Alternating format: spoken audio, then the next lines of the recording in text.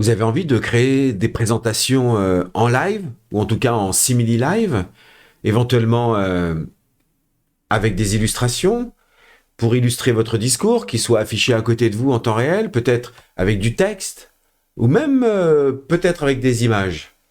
Mais comment faire? Et si on pouvait s'amuser avec un fond vert?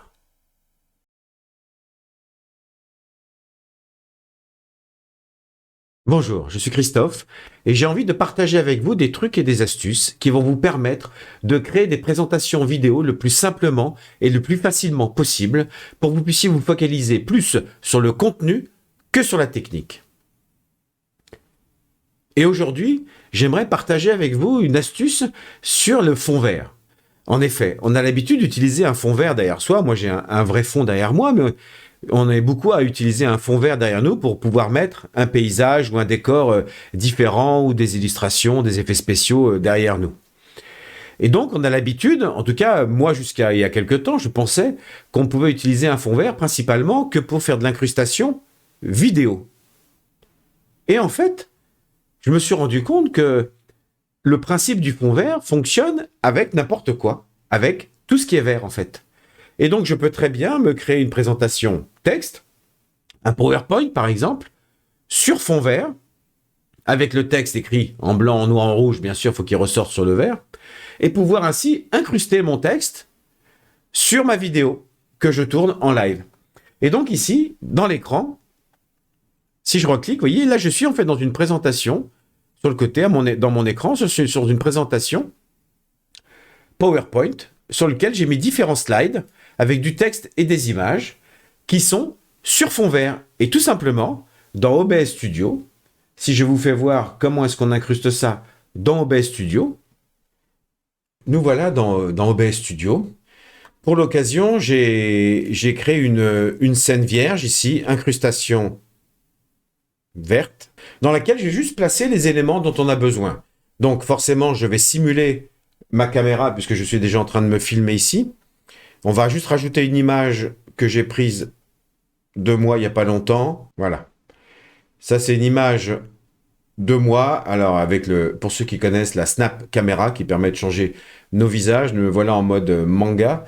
Voilà. Mais imaginons, vous reconnaissez le bureau derrière moi. Donc, imaginons que ce soit la webcam qui sont en train de me filmer en live. Maintenant, j'ai préparé ici, vous voyez, j'ai préparé dans Google Slides différents slides sur fond vert, tout simplement, avec du texte, des illustrations ou même rien du tout pour pouvoir taper en direct si je voulais taper en direct. Ce qui est important, c'est de garder la fenêtre, vous voyez, pas forcément en maximiser, mais ne pas la réduire dans la barre. Il faut bien qu'elle soit active pour qu'elle puisse être récupérée par OBS Studio. Donc à partir de là, maintenant, il faut juste que je rajoute cette capture de fenêtre. Donc capture de fenêtre, ok. Et là forcément, j'en ai qu'une d'ouverte, donc il me propose directement celle-là par défaut. Vous voyez les paramètres, je ne veux pas forcément capturer le curseur. Voilà, ok, c'est tout. Et là, grâce à la touche Alt et aux flèches de redimensionnement, je vais juste couper ma fenêtre, je vais la tronquer pour ne conserver que la partie verte au milieu. Vous voyez, j'ai même pas besoin dans Google Slide de lancer une présentation. Je laisse Google Slide ouvert comme il est, je vais pouvoir naviguer, utiliser, je vais pouvoir donc retaper du texte dedans, etc. comme je veux. Et là, j'ai plus qu'à la positionner à l'endroit où je veux. On va la mettre en petit ici, par exemple, pour illustrer mon propos. On fait disparaître les bords en la mettant en cadenas. Et c'est tout. Elle est positionnée là. Et maintenant, vous voyez, si je rends cette fenêtre active et que je suis en train de faire ma présentation et que je me promène dans ma présentation avec les flèches, voilà, la présentation bouge. Mais elle a toujours son fond vert. Eh oui, parce qu'en fait, il faut juste maintenant rajouter le filtre. Donc, rajouter un filtre. Là, c'est des filtres d'effets. Et en fait, quand vous faites plus ici, vous allez voir que la plupart des effets là sont des effets qu'on retrouve si ça avait été une vidéo ou une webcam. Et en fait, on a bien ici incrustation par chrominance, chroma key. Et en fait, ici, c'est le filtre de base pour l'incrustation sur fond vert. On clique dessus, quel que soit le nom qu'on lui donne, OK. Et par défaut, comme c'est de toute façon vert ici, qui est la couleur de base, Il n'y a plus, il y a rien à toucher. On valide. Et regardez, le fond vert a disparu et ma présentation apparaît en surimpression en direct pendant ma vidéo. Donc là, admettons que je sois en train de filmer.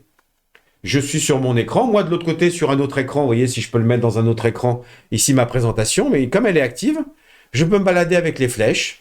Et là, tout simplement, faire évoluer, adapter ma présentation à ce que je suis en train de dire directement. Et même pouvoir illustrer, par exemple, aussi avec une tablette graphique. Ou taper, vous voyez, ici du texte en live. Je tape du texte, vous voyez, qui apparaît directement en haut ici dans ma fenêtre pendant que je le tape. Voilà, c'est quelque chose qui est très très facile à utiliser.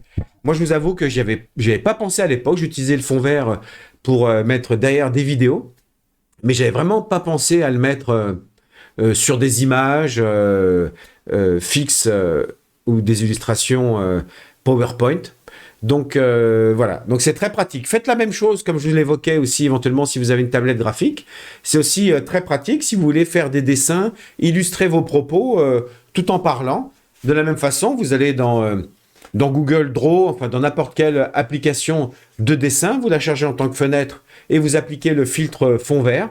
Eh bien comme ça, vos dessins apparaîtront directement aussi en live dans la vidéo. Voilà. Sur le thème fond vert et pouvoir illustrer nos vidéos directement en live pour aussi, une fois de plus, gagner du temps et produire plus de contenu rapidement. Voilà, c'était l'astuce fond vert. Il y en aura d'autres. En ce moment, je suis en train de penser à plein d'astuces sur le fond vert, donc on aura sûrement l'occasion d'en reparler. Allez, eh bien d'ici là, prenez soin de vous et à très bientôt.